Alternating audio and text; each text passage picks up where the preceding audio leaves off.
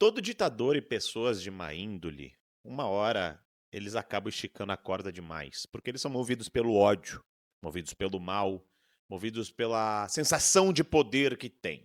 Com Alexandre de Moraes não é muito diferente.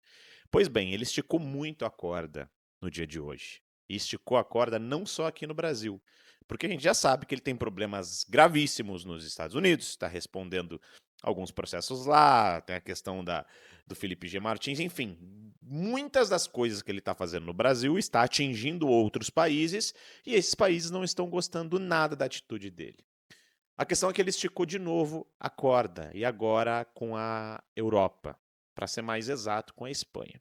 Tudo porque, da mesma forma que ele persegue Alan dos Santos nos Estados Unidos e quer extraditá-lo de toda e qualquer forma, os Estados Unidos nega, ele também faz isso com Oswaldo Eustáquio, que é um jornalista brasileiro que foi preso e torturado pelo regime de Moraes aqui no Brasil e que conseguiu fugir para a Espanha. E para vocês entenderem, o Alexandre de Moraes ele é tão ditador e tão cruel que ele chegou a bloquear as contas da filha menor de idade do Oswaldo Eustáquio, pelo que crime de opinião. Pois bem, Alexandre de Moraes está querendo de todas as formas trazer o Oswaldo Eustáquio de forma de extradição da Espanha para prendê-lo aqui no Brasil. Então eu vou primeiro mostrar essa matéria para explicar para vocês aqui depois e o desfecho pior disso eu vou deixar para daqui a pouco.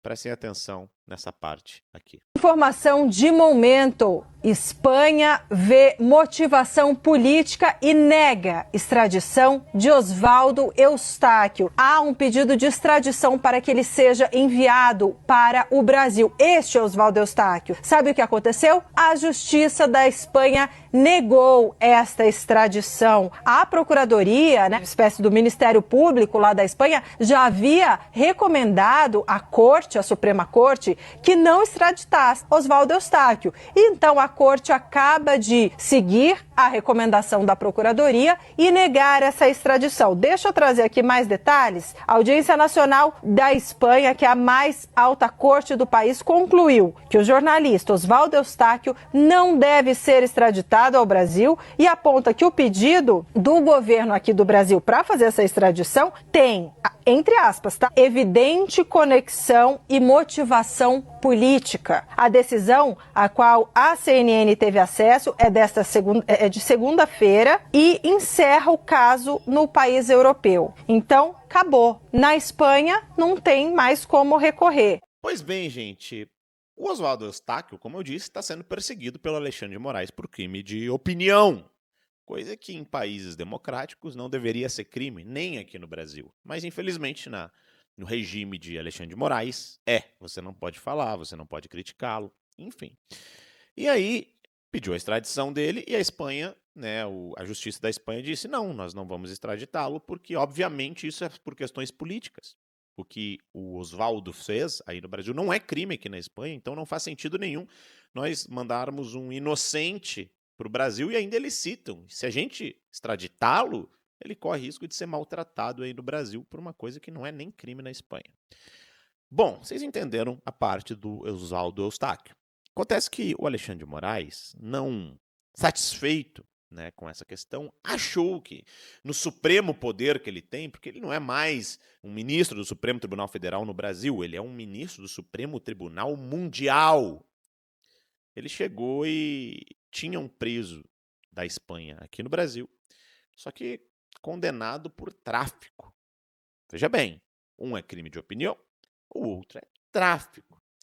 E o Alexandre de Moraes disse que, ou melhor, negou a extradição desse preso para a Espanha e ainda mandou esse traficante de volta tirou da cadeia e botou para o regime de prisão domiciliar. A questão é que, não sei se está caindo a fichinha da Globo até agora, ou a partir de agora, do monstro que eles criaram e defenderam até o momento, mas eu quero que vocês prestem bastante atenção da reação da Globo e dos jornalistas da Globo quanto a essa decisão do Alexandre de Moraes. Olha só isso aqui. E o Itamaraty sejam comunicados da decisão para que façam a devida comunicação diplomática com a Espanha. Então, eu queria que o senhor começasse explicando esse conceito da reciprocidade, se ele cabe nessa decisão que a gente acabou de noticiar aqui. Tá bom, esse é o ponto que me parece fulcral, fundamental. Mas eu gostaria de lembrar, dar um passo atrás, e dizer que toda vez que um magistrado, que é do Supremo ou qualquer outro juiz, toda vez que ele aprecia um pedido e julga com o fígado, acontece um caso assim. Está evidente que julgou mal o Moraes, julgou com o fígado, e sua bile é uma bile de ira e que, e que tem odor de reciprocidade. Eu acho inacreditável que um búlgaro que foi apanhado com 30 malas de cocaína, Não, sim, mais de 50, 52. 52, seja liberado, porque o Alexandre de Moraes quer trazer de volta um bolsonarista que está lá, que está fazendo campanha.